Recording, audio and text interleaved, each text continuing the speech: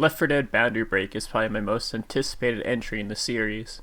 Not only is Left 4 Dead hiding secrets beyond the playable area like every other game, but the game peaked in popularity before the widespread availability of online video and consumer recording equipment, leaving a large portion of its development secrets undocumented. Unfortunately, the whole video felt surface level and only touched on things you'd find on the front page of a Google search. That's a shame, considering how many of the commenters, like myself, noticed basic facts overlooked and were left wondering where the rest of the video was. Specifically, on the back of the box, there's something that's really special. It's a Team Fortress 2 Easter egg. This Team Fortress 2 Easter egg is well known. And over here is a combination parody of the Scotch-Brite brand as well as the Comet cleaning powder. But over in Left 4 Dead, it's called Scout. The cleaning product is labeled Scour. You can see that one of the people that's printed on the newspaper is Dr. Breen from Half-Life 2. Many props like this newspaper are simply recycled content from other Valve games. And since the helicopter's constantly moving, and I had no way to freeze the gameplay, I downloaded the model from the modelsresource.com. The pilot can be inspected in the model viewer. It says model 1911AI caliber 45. You can see that the bullet clip is in fact housed inside the gun. It's pronounced A1. Also, that's a magazine. And then there's this cutscene that triggers where you don't see your survivors anywhere. And the most likely answer for where they actually are is probably inside of this white cube. The white cube is in fact the teleport location. Here's a default texture that a lot of people who use Hammer will immediately identify, though in the games themselves, it's kind of rare to find this. Visible developer textures are found elsewhere. When you're going through the elevator during this chapter, the elevator shaft is fully modeled. Most playable environments are fully modeled for Versus mode. And then I wanted to take a look at some billboards and stuff like that. As Jay says, the billboard can be viewed at other points in the game. There seems to be like an interior model inside of the bottle. And I believe its purpose was to hide the fact that the player looked inside of the neck of the bottle. And the Molotov probably wasn't opaque earlier in development. That's a huge error rate for a 10-minute video, where a minute of that is a sponsor placement and the remaining half solely focuses on level of detail models. Regurgitating common Easter eggs and poorly researched game facts isn't exactly boundary breaking if you ask me, so let's retake the camera anywhere we want and inspect the niche hidden things outside the bounds of Left 4 Dead.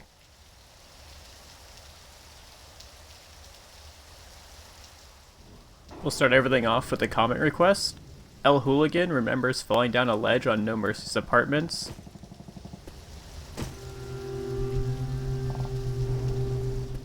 Apparently the streets below give off creepy vibes.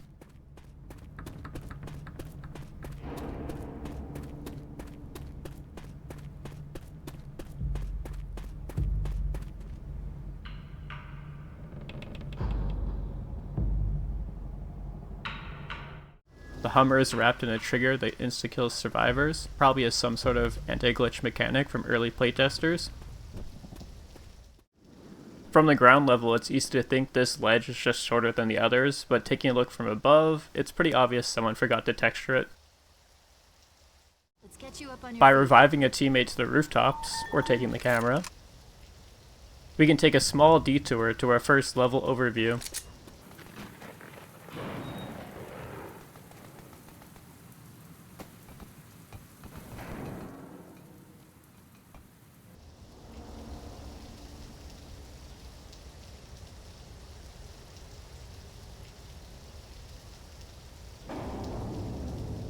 It's interesting to see the crows fly through the geometry at this height, something you'd never really see from below.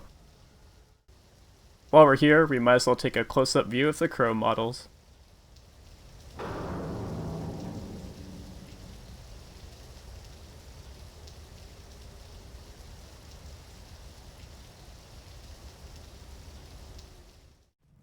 Moving on to the subway, we can see that this blocked off section is fully modeled on the other side, adjusting as cut later in development.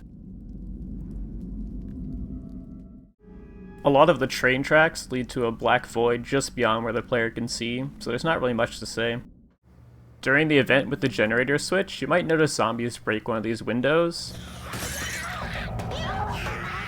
While the survivors can't break it, there aren't any invisible walls stopping them from going inside after it's broken.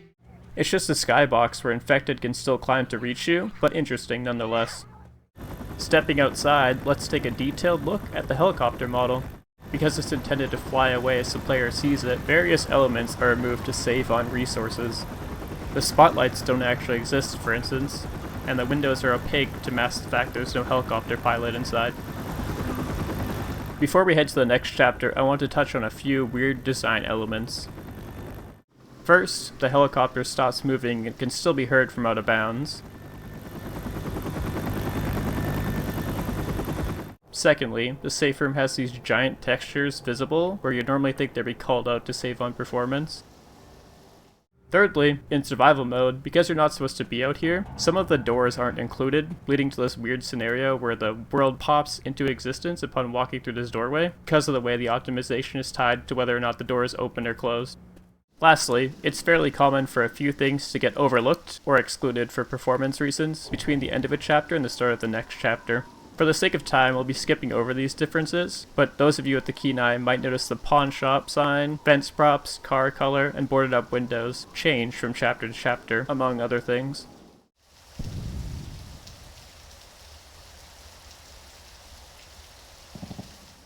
Let's start things off with a close-up of the burger tank signs.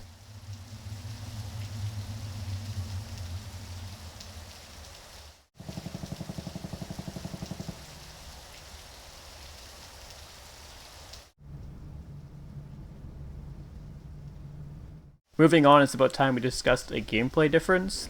There are separate maps of the campaign and versus modes of the official campaigns. They're usually fairly identical, but sometimes, like in this warehouse section, the versus mode version has completely different geometry for the special infected to wander around, while the campaign version does not bother to render more than it needs to. Gas Station is the first map to feature a fully modeled exterior of the Mercy Hospital. Peering inside, you might be confused to see yet another iconic Mercy Hospital logo. This can be explained by traveling to the skybox typically found below the map. A miniature copy of the hospital is projected into the world, allowing it to be seen from the start of the chapter when it otherwise wouldn't be.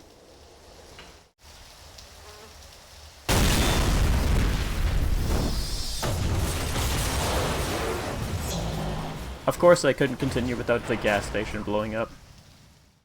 Hospital has to be the least interesting map because you can pretty much walk around everywhere in the level to begin with, so let's talk about a few more weird game quirks. If you manage to get outside the pre-elevator section of the map, because the developers placed the jet trigger further up, you're free to roam around.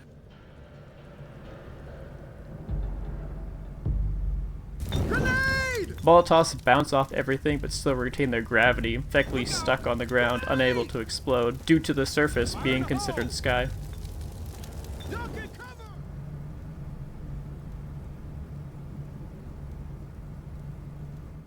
It looks like Valve learned from the previous chapter transitions. Not only does the starting safe room feature a black texture obscuring everything from the next chapter, but the end safe room uses the same technique, eliminating any duplicate revisions between maps. Rooftop is arguably my favorite map, and I had to stop myself from making this video an hour long. As this commenter states, the construction present on the previous chapter is nowhere to be seen. Without the threat of wandering infected, small visual oversights and mistakes are much more apparent. I bet most of you never noticed this little section of rubble doesn't contain the helipad logo. These wall textures do not align, and now that you've seen it, you can't unsee it. On lower graphical detail, props tend to fade earlier. Usually this isn't a problem. Unfortunately, these steps letting you see through the wall are a slight problem. Whenever there's an intro or outro animation, Valve likes to hide these little fan models that move everything, but this one happens to be in the playable area, in sight. We didn't really get a good look at the helicopter pilot in the original Boundary Break, so here's another perspective. I can't hold it here much longer. Move it.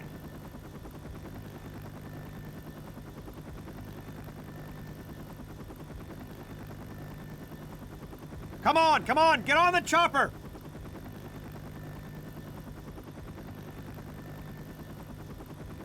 Walking down this hallway, you might have noticed this floodlight is knocked over. Level designers place objects slightly above the ground and then use the in-game physics engine to calculate where they'd fall. For whatever reason, the Versus version of the hospital didn't bother to do this.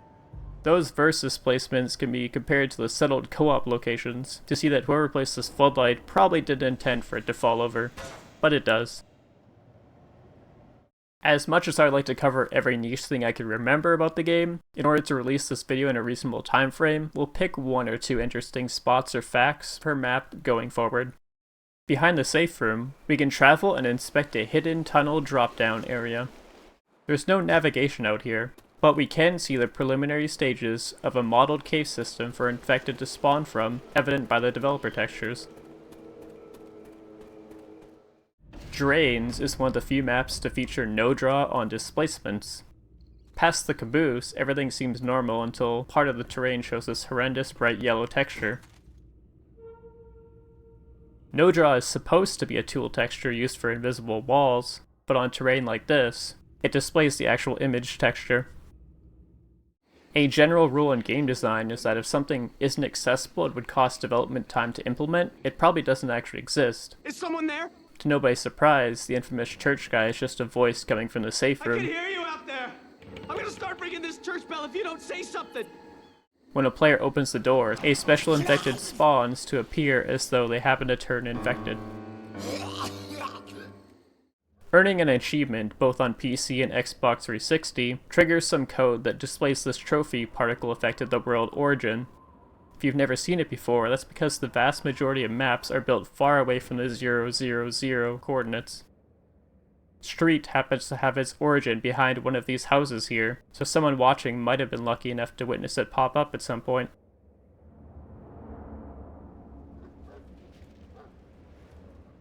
Now this one's pretty interesting. Let's travel past these fences and let me know once you see it.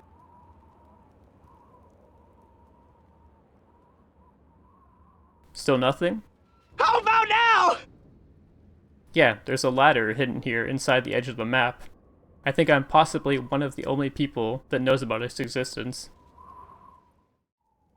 Looking around, we see an environment that's almost fully modeled.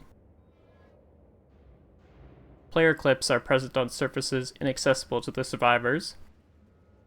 Out-of-bounds brush templates aren't removed. Vehicle models are offset from the respective glass models. And a section of the fence isn't covered by player clips. All of this points to Valve removing a large playable area of the map and hastily covering it up. That would be speculation, aside from the fact that we now know infected could climb beyond what's reachable in the version we see today.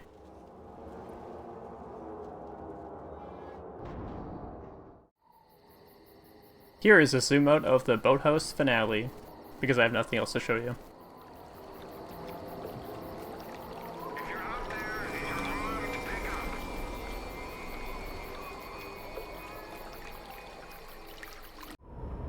Grenade!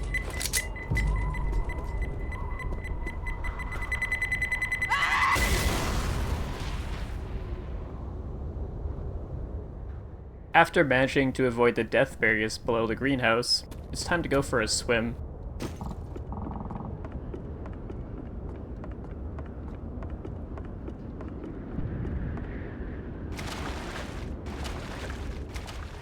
Water is often accompanied by a damage trigger in Left 4 Dead, but since you're not supposed to be here, it's time to sink or swim.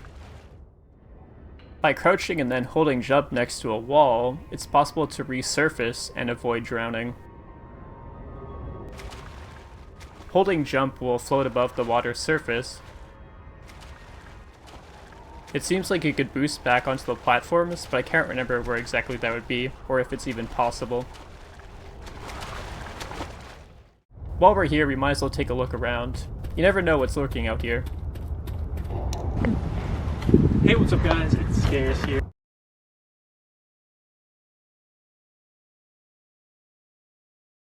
In the offices, we can take the camera and inspect the underside of various desks to find out they're not textured.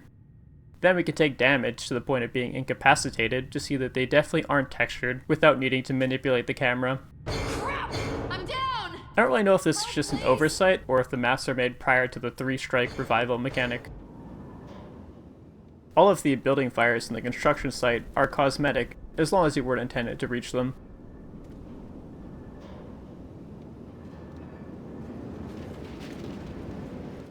Darklight mentions seeing more developer textures in the terminal map. I'm pretty sure they're referring to this one. Here's a couple more, just in case.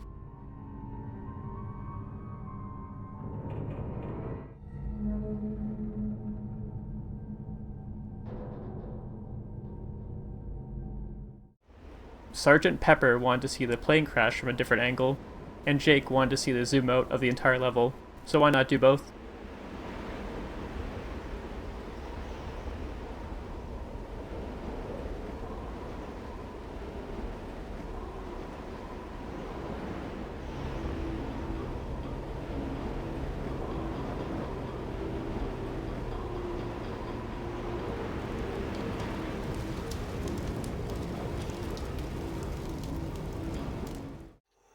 The start of Blood Harvest is pretty bare bones.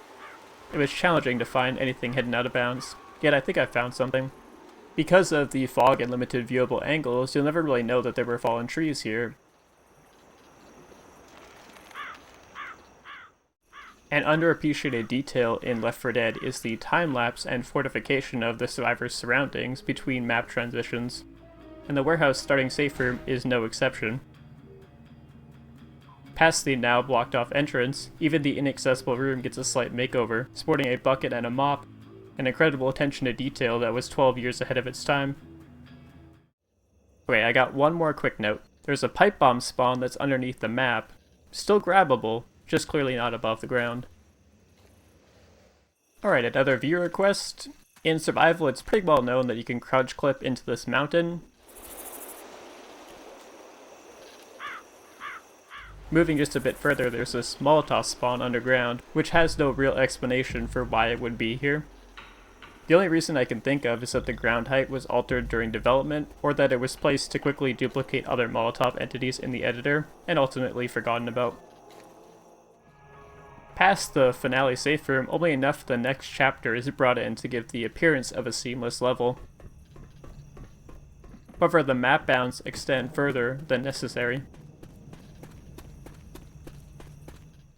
Near the vehicle spawn point, several more displacements feature the bugged no-draw texture, although the text is backwards this time, so it might be mistaken for Warden.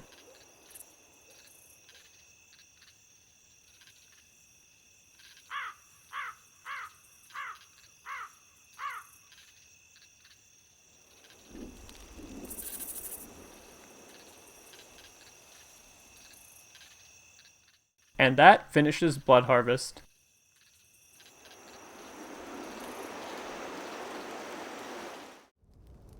As a bonus, let's inspect the downloadable content. The first thing I want to show was a close-up of the chopper pilot now that he's no longer alive.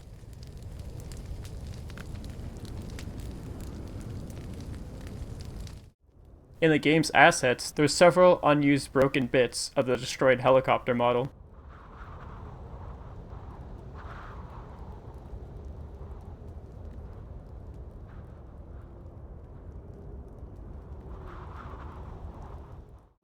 Here's the developer texture from the previous video, but at a different angle. I have another developer texture appearance in the second chapter. The backside of the rescue vehicle doors still show placeholder art, and this is something that you could potentially see from normal gameplay by happening to look inside the vehicle before it breaks. Similar to the church guy, there isn't actually a tank inside the train car in the Sacrifice.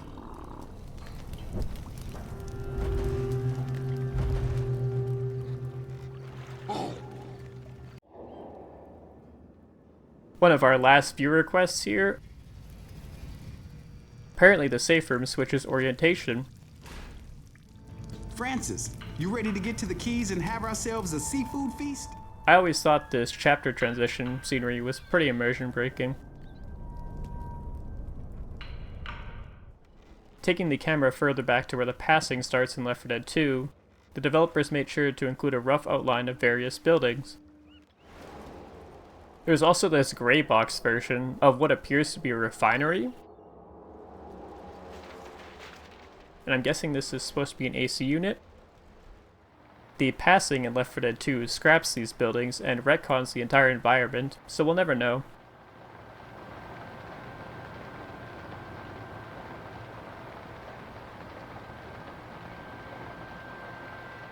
Since I have Left 4 Dead 2 loaded up, if you head into the souvenir shop and go inside the bar, one of the tables is obviously floating in the air.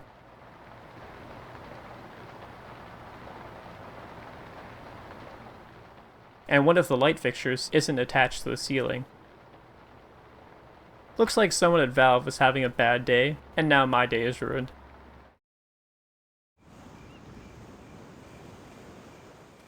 The damage triggers surrounding the lighthouse don't happen to cover this small strip. Probably an oversight.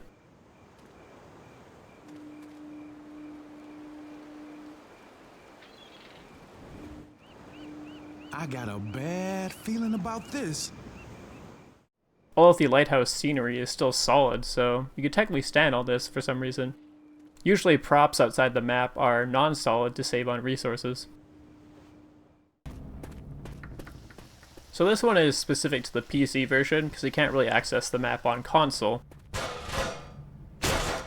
There's a fully functional extra campaign hidden in the map files from when Valve documented the game's mapping tools. They're coming! Very few of you will have ever seen it before, so I wanted to take a look around. We're almost out of here.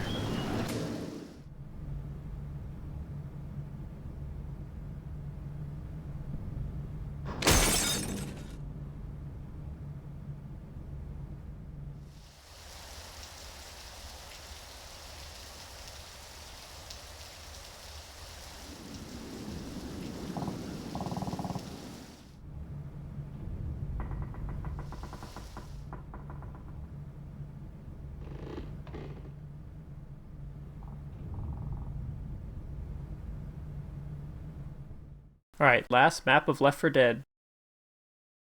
It's the credits. Who would have thought the end screen required a playable map? But here it is. So, Turtle Rock technically released more canon Left 4 Dead 1 maps several years ago. Maybe I'll cover those in a future video. As of right now, that's all I have for Left 4 Dead 1. Thanks for watching.